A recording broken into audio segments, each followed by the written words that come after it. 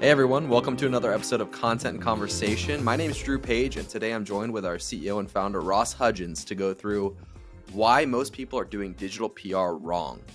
So Ross, I feel like that's a great kickoff point. The question is in the title, so why are people doing digital PR wrong? One of the first ways is that they're essentially not realizing that links through this method won't necessarily generate a lot of ROI. So we have a process we call lifetime link value. We have a blog post. If you Google link building costs, you can find that equation in our blog posts on that. But in short, it's trying to weigh roughly what the links that site has turns into actual like revenue for you. So how we do that is we look at Ahrefs. You can use your actual revenue. We generally say we actually look at the winning competitor because you want to know where you could be with better links, not where you are today. So the goal is like whoever's winning has the most links most of the time. And you look at their traffic value per month and you divide it by how many linking root domains they have. And this gives you a rough math for the monthly value per link that generates. And of course, there are many different things that go into this equation, but it's a nice directional indicator of, hypothetically, based on the correlation studies that have been done, links help that weighting. So if you're, say, have 1,000 links and your value is $1 million per month, you do that math and then you get a monthly value per link. And the final step that we do is we multiply that by 24 months because not every link stays around forever. They have like a natural attrition. They fall off the web. So you want to give it a lifetime value. Like what is a reasonable value for this link to stay around and pass value to your website? 2 years seems reasonable conservatively. So doing this math in your industry, if you do it for say a Facebook, that number is really, really low because so many people link to them. SEO isn't a huge thing generally in terms of how it makes money for them. That number is actually like $20 lifetime value for them. But if you go to a creditcards.com or a credit finance site, this can often be $15,000, $18,000. And if you compare that to the cost of doing digital PR, which often will generate a cost per link or CPL in the 1,000 range, a high quality link, that's a very good ratio. But you can imagine if you're Facebook and you're doing digital PR primarily for links, that's not a very good equation when you're paying 1,000 and it's only generating $20 in value, if that, for them. So we like to look at our clients, our hypothetical clients, and try to find a healthy ratio. We aim for 8 to 1 plus. So ideally the lifetime link value would be 8,000 or higher. If it's like 5,000 to 8,000, you can sometimes do a hybrid and generate links some other ways. Ideally, if it's like 10,000 plus, it's often very hard to generate links. And this is where digital PR can be really effective and move the needle manually.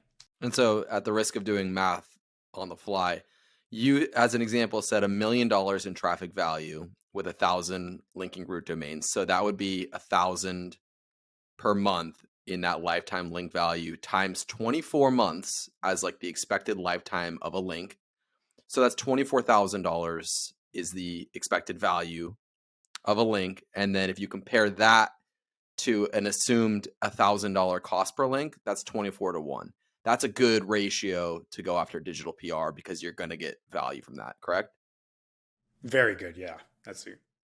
And what happens very often is that people, like the max top side in your industry might only be like 2,000. We see this relatively commonly in our client assessments, Drew, where like the value is like 2,000. And if you're like, everything has to go right and we're not even accounting for like the on-page costs in that ratio, which we're not, that's not pointing to this being a high ROI activity. So in essence, what we have to do in those industries, it doesn't mean that links don't matter. It's just you have to start doing links in a few different ways. Can you go into a few of those other ways? Yeah. So some of it might be most elegantly, ideally, is just your product is really good. Like we're an Ahrefs. Everyone links to us because we have a good product. We don't necessarily need to go digital PR because our product is carrying a lot of that weight through word of mouth and all of that. And there's so much momentum there. It kind of like outweighs what the manual lift can do. Other things could be traditional PR. Maybe you're doing a funding round. For us, our kind of like core alternative where this kind of blends is when you're doing top funnel content. It ranks for things. There's like a compounding snowball effect when you get a lot of that ranking, that the cost per links drive down dramatically because it's more scalable.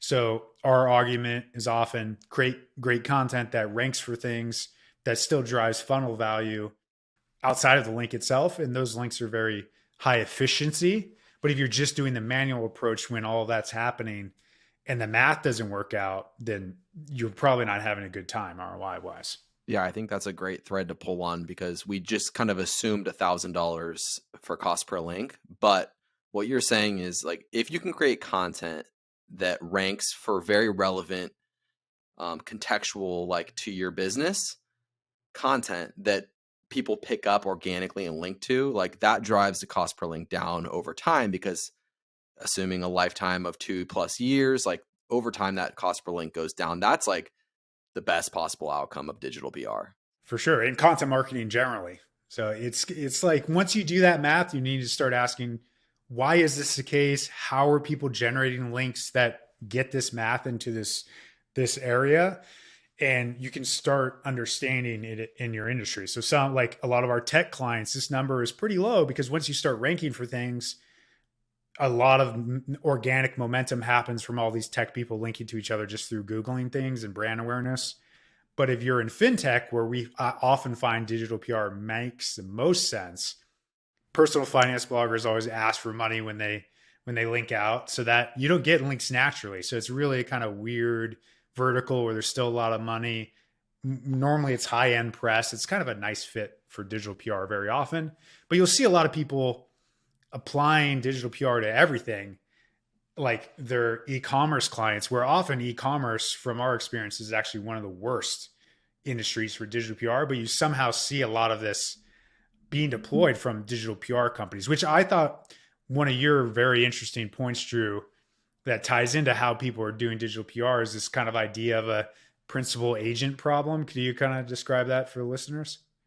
Yeah, I can try, because it's just there's a Wikipedia link maybe we should include, but the principal agent problem is essentially the principal, a client, hires the agency to do something for them, but the agent themselves take their own best interests into account and optimize for that instead. And so if you were to hire an agency that exclusively did digital PR content, you're going to end up doing too much of it and going off topic. And that's like, for them, for the agency, like they need consistent work, which makes sense. But if they don't have a diverse approach of like full funnel content marketing and SEO, you're running that risk of going too far off topic. Would you agree with that, Ross? Yeah, I like that. And just generally, we're a pretty niche agency, but I thought it was a very good point that when you go to someone who only does one thing, it's going to take a lot of inertia and etiquette and ethics from them, which hopefully they employ, to say, no, you're not a good fit for this service. So unfortunately, that's not the case for many people, especially in a tech downturn and what have you. So in some ways, that might be a benefit of a more full service agency. We're kind of in the middle where we're still specialized, but we're going to give you the right version of this SEO focused content marketing that we think is right. And a lot of time it's not digital PR. Yeah. So that is a nice kind of like, I think, observation, and I think a decent dovetail into what you said, but I think it deserves a little more depth. Naturally, these digital PR things, when you're signed up to get links, maybe it's a niche industry, you go relatively off topic quickly. Like we'll see work from digital PR companies that were pure that come to us, Drew. And I would say 100% of the time, maybe I should say 99, there's some weird off topic stuff in there. Would you agree with that? 99.9% of the time. Yes. Yeah. Because they've just run out of on topic stuff that they think will generate links. But this, I think, kind of goes back to your example of Ahrefs. Like, if you can provide an industry, like you're doing surveys and being very relevant to your industry that people like maybe even come to depend on annually, that's kind of something that we've been leaning more into. Can you go into that one to like a couple times per year, a digital PR campaign? Yeah, that's what we're really liking recently is like when you can break away from that principal agent problem and just say, this is the right dose for you. Digital PR does make sense and it's higher leverage too. So like the math gets better on that lifetime link value if you more reliably generate secondary KPIs and generate more links because you're not doing it as often. You're not forcing it. So we found a kind of nice Venn diagram, especially in the SaaS space with trend reports. If you look in a lot of industries, people will do that once a year, sometimes twice a year report talking about their industry, running a survey, doing some analysis that's relevant to that space, going really in depth. And you find that those like are outsized returns. They also often have search volume that shows there's demand for the concept, drives organic links. You're not annoying that same outreach audience, which is almost part of the digital PR game. You're doing a lot of volume. You have to find different markets, which then goes back to that Off topic. cyclical problem. Yeah. So you do it once a year. You're not annoying anyone to say, hey, this is a fresh voice actually reaching out to me with a good report about this industry we haven't heard from them that's done well because they didn't absolutely milk it. That's the kind of stuff that I think is really powerful. And it's kind of one big thing we're deploying for our clients. And a few years in, let's say that you continue to do this annually, once a year, people are going to start to like desire that, or like say, I wonder what the updated report is. And they're going to start searching for that. And that's going to fuel that organic side, which again, is the holy grail of digital PR. You create a piece of content, you build links to it initially, it ranks, and then people come back continuously for that data. So that's, yeah. And that's true thought leadership. This is thought leadership. That's exactly what you're describing, Drew. And we've always somewhat struggled. Like we hear other agencies talk about how they're going to like do thought leadership for clients. I think that's very difficult to do as an agency when you don't really know the business and the brand. But there is some productized element to this. It's still hard and difficult to execute well and all those things, but these kind of things like are what people go back to, and they get more interesting as they compound. To your point as well, Drew. Like we did a trends report at Siege with the ClearScope team. It's going to be very interesting comparing next year's numbers to this year's numbers, and that's just only going to make all of that just more of a snowball. yeah. And that kind of segues into something we've talked about a lot, but worth bringing up here because I just looked at these numbers. Like fueling the internal linking like diagram of your site. So if you can internally link to your digital PR reports from a piece that ranks for like a data-driven query, it can be super powerful. So we have a piece that's ranking for content marketing statistics that has 500 plus links. We've been updating it annually. But we seeded internal links to our ClearScope report, and those data points have been cited and linked to like tens of times. They're more recently published, so that kind of makes sense, and I expect that those will continue to grow over time. But that's like something worth pointing out.